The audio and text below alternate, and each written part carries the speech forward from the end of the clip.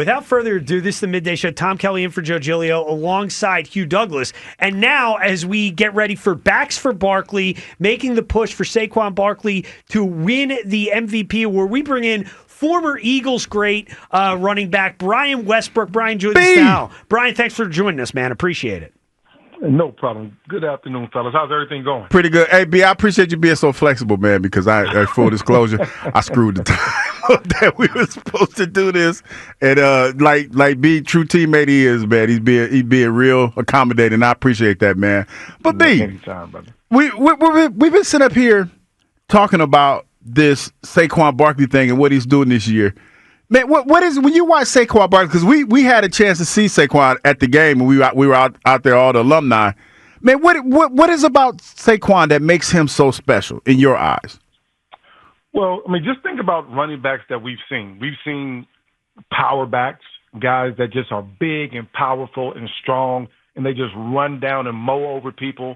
We've seen smaller guys like myself, scat type of backs that can do, multiple things, but really their size and their quickness is what truly gets them to the next level and allows them to be explosive and make plays. We've also seen speed guys that can just run away from people. They get to the edge and they just run away from people. What makes Saquon so special is that he has all of those things in one package, and he can catch the ball out of the backfield. That's what truly makes him special. And so, when you have a guy that can do all of those things, and he's just a great person as well. So, I mean, you're talking about the best of all worlds Saquon possesses. I've seen Saquon, especially in New York, early on in his career, where he was just using his speed to get to the edge. And it was just raw speed getting to the edge and doing certain things. And then what I saw this year is that he was making people miss in the hole. I mean, he was dead to his right with the linebacker lined him up in between the tackle and the guard, and he's just making people miss in the phone booth. And that's special. It takes a special running back to be able to do that.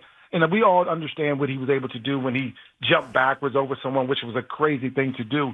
But he also has the ability to run away from people, and we've seen that. And I didn't know that he had that ability until really recently, still had that ability until recently. But he's just running away from people, which makes him certainly special.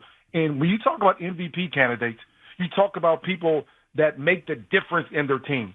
They're so valuable that the team would have a hard time winning without that person. I mean, it's just hard for me to think about anyone other than Saquon Barkley when you mention those types of things. Yeah, Brian, and when you look at Saquon and the value he provides, a big part of that is because he does something that's not the norm in the NFL anymore. He's a pretty much every down player, 3-down player, a lot like you were when you played. How much pride did you take in being a guy that could be on the field as much as you were and as much as a guy like Saquon is now? Well, it was important to me at the time that, I wanted the team to feel like there was a void. Something was missing when I wasn't on the field, whether they needed me to block. I needed to stop somebody, a linebacker in the hole. I needed to be able to block that guy. I needed to be able to catch the ball out in the flat or run a route and catch the ball in the middle of the field, or whether it was to run the football. I wanted the team to feel like they were missing something when I wasn't out there. And I think when you look at it, this team is missing something when Saquon Barkley is not out there. It's truly a different type of game when Saquon's out there. And just think about this, and it happened to me when I had T.O. on the team as well. When T.O. was there, the offense ran differently because now you can't have 8 men in the box. You just can't because you have to defend T.O. And typically speaking, you would have that same situation with A.J. Brown because he's so dominant and so explosive with the ball in his hands. But now teams are saying we have to be cognizant of Saquon Barkley. We have to put 8 or 9 people in the box and be able to win there. And so now when Jalen Hurts stands up to throw the ball to Dallas Goedert or try to throw that slant to A.J. Brown, it's one-on-one with the defender. And A.J. Brown will win that matchup 10 out of 10 times. Devontae Smith will do a great job against those matchups when healthy 10 out of 10 times. And so Saquon Barkley's, his impact on the entire field, entire team as a whole has just been tremendous. And it's hard to think about another guy that has that type of impact across the NFL. When you look at this team and you look at the way that they're playing, do you feel that in order for them to have success or make it to the Super Bowl that they have to have the number one CB? I certainly know that they would like it, just like any other team would like it. But Does their defense travel? Absolutely. Does their run game travel? Absolutely. Can they make explosive plays down the field because of their run game? Absolutely. Can they make explosive plays in the pass game because the run game is setting it up with the play action pass? 100%. That travels as well. Can Jalen Hurts still get it done with his legs? And does that travel? Absolutely. And so when I see a team that offense feeds off the defense and vice versa, and really the defense feeds off the offense, does that travel well in the NFL playoffs? There's no doubt in my mind that it does. And so as much as I know we want the playoffs to come through Philly, can this team go on the road and win? There's no doubt in my mind that they have the fortitude and the mindset to go on the road and win football games. And we've seen them play very well despite bad starts, over the last, handful of games. They continue to play well. They figure it out, and they get things clicking, especially in the second half. And so does that does that travel and play well on the road? I think it does. Formerly Eagle great Brian Westbrook joining us now as we continue our Backs for Barkley MVP push here. And Brian, when you look at the running back position, it's been a story the last couple of years in the league, kind of the way it's been devalued, whether it's high draft picks or monetarily. You look at what guys like Saquon is doing this year, what Derrick Henry's doing this year. Do you think this season will kind of change the way running backs have been valued recently? Well, I think it should. I mean, this is what I truly believe about the NFL. We have, as far as the NFL has overvalued the quarterbacks in so many different ways. They've given quarterbacks crazy money, and the thought process behind that is we have to win because of the quarterback. I don't know that that's necessarily true. Defenses are setting up to stop the quarterback now. They're playing nickel and dime every single down. And that's going to allow running backs like Saquon and like McCaffrey when healthy and Derrick Henry and the kids out there, Gibbs and Montgomery out there in Detroit. When they have the ball in their hands, they're doing nothing except for helping their offense. They're leading their offense in so many different ways, and it takes the pressure off of the quarterback. So now when a defense is playing nickel and dime with two DBs or one DB in the game, now it's time for Saquon Barkley and that offensive line to take over. And now the value of the running back will continue to go up. And so because defenses are now set up to stop the pass, the run game will continue to reign supreme if you're committed to it. The Eagles have done a great job of being committed to it, whether you're getting stopped early in the first quarter or even the second quarter. They're saying our offensive line is willing enough and good enough to lean on you for 4 straight quarters. And will you be able to stop Saquon for a loss in the third quarter? It hasn't happened. Will you be able to do it in the fourth quarter? That hasn't happened either. They've been committed enough to it, and because of that, running backs like Saquon and Derrick Henry and those other guys that I've mentioned will continue to eat and play very well. And at some point, teams are going to notice that and say, okay, you know what? Maybe we should go back to valuing the running backs a little bit more. You know what, B, I'm curious. I don't know how much college football you watch, but the success that these teams that are having running the ball, you talk about Derrick Henry, you talk about those 2 young running backs that they have up there in Detroit, and you talk about Saquon Barkley. How much do you think this could potentially benefit the young running backs that will be coming in this draft this year? And the one guy that I have in mind is the Ashton Genty.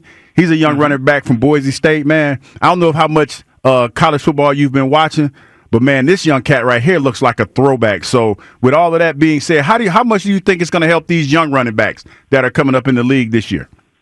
Well, there will be teams that say, how do I help my quarterback? And it's my belief that there may be 5 or 6 good quarterbacks that can carry a football team, whether you have a running game or not. It may not even be that many in the NFL right now, and especially come out of college. It's hard to get a young guy to come and just be that franchise quarterback early on.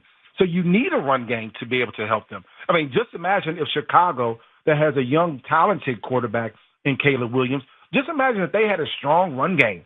That would not only help him, that would allow him to develop at his own pace because you have a run game behind him. And so, yes, of course, the running backs coming out in the draft will benefit from what's happening with Saquon and the boys up there in Detroit, as well as Derrick Henry, because now teams have to be able to notice that maybe my quarterback's not great, but if I establish a run game, it makes it so much easier because now passing lanes are bigger.